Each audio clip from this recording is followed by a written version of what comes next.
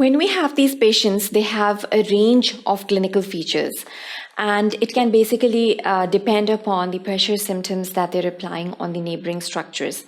So we'd be focusing on the different set of the clinical features that these masses can have.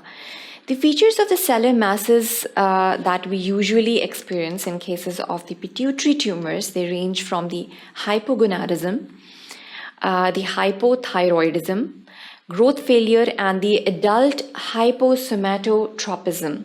So these are the particular features that are going to be associated with the pituitary tumors. We must keep in mind that the pituitary is responsible for the secretion of a particular set of hormones, and is going to depend upon what hormone is produced in excess in a particular individual.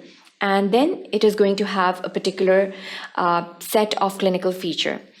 Then we have the hypoadrenalism. It's one of the features that can be associated with the pituitary tumors. If the optic chiasma is involved, it's basically where the decussation of the optic nerve occurs. It is almost anteriorly to this sella turcica. So the pressure symptoms can even involve the optic chiasma, and is going to basically result in the particular visual problems which we even saw in our case study, and we can relate to it. Hypothalamus is sometimes involved, and as we know that hypothalamus has a particular influence on the posterior pituitary and its resultant production, so it is going to end up in that particular scenario. Cavernous sinuses. Now the cavernous sinuses were important because 3rd, 4th and 6th cranial nerves were running through them. So if there are some kind of pressure symptoms, we are going to have a particular set of clinical features.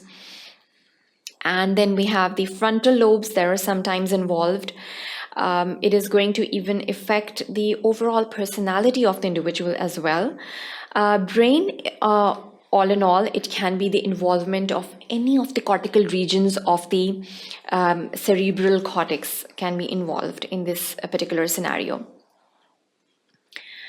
So particularly when we talk about the optic chiasma, if it is rendered the pressures by the pituitary tumors, it is going to result in the loss of the red perception. So the color red is basically not perceived by the individuals. Then we have the bitemporal hemianopia. So it's kind of a condition in which basically the temporal field of the visual vision is basically lost in the individual. And then we have the superior and the so the visual field defects, either it is the temporal field, the superior, or the bitemporal effects can be seen in the individuals. Scotomas are basically the moving blind spots, visual field defects. They are basically diagnosed when you carry out the visual field tests in the individual. It is going to highlight these particular areas, these black spots, these blind spots are present, and they're obviously the pathological blind spots that we're talking about. If the hypothalamus is involved, the patient is going to have a particular set of signs and symptoms involving the temperature dysregulation, the appetite and the thirst disorders. It can be the anorexia nervosa, bulimia nervosa, and even the ADH is under the effects of the hypothalamus, the ADH secretion and the vasopressin secretion. So these disorders are going to be seen in these patients. Obesity is one of the feature that is predominantly seen in these patients, and due to the excessive ADH secretion, the patient is going to have the diabetes insipidus as well. Sleep disorders, it can range from hypersomnia as well as insomnia that is seen in these individuals, and an overall behavioral dysfunction because the hypothalamus is involved with the emotional distresses as well. So it is going to be seen and is going to be associated with the hypothalamic disorders in these patients. Then an autonomic dysfunction would be involved as well.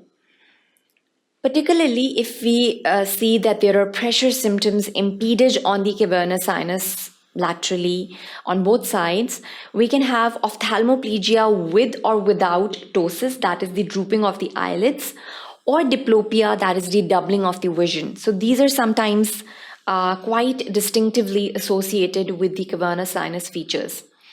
Facial numbness is one of the features predominantly found in the patients whenever there is the cavernous sinus that is being affected, because the facial nerve is being affected as well over here, and that is basically going to impede towards this facial numbness. Frontal lobe, whenever it is involved, it is going to result in an overall personality disorder.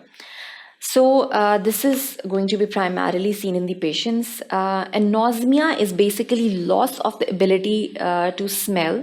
So the sensation of the smell is basically lost by the individuals. We all know that there is a cribriform plate in the frontal lobe, and that basically passes on the olfactory nerves towards the nasal region, towards the vestibule.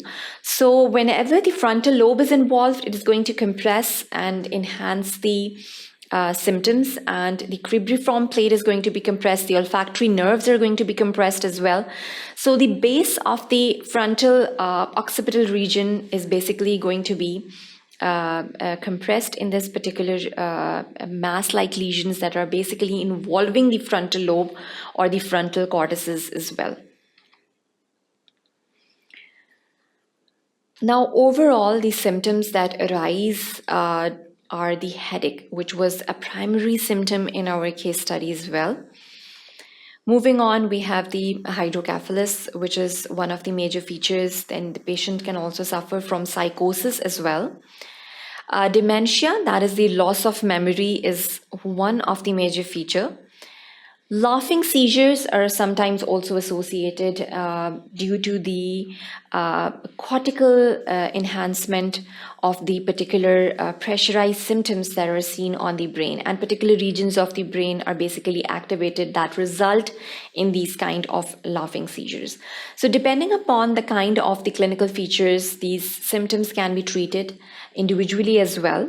And obviously the main resort would be a surgery, but we'd be focusing on the particular set of the sign and symptoms.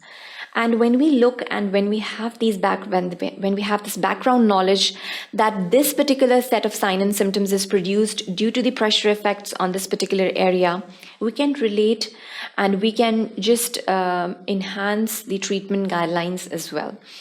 So knowing this particular set of sign and symptoms and what can be the range of clinical picture in patients who have the pituitary tumors, but the organs but the structures that are present anteriorly, laterally, posteriorly, or inferiorly, they can be also pressurized by these mass lesions.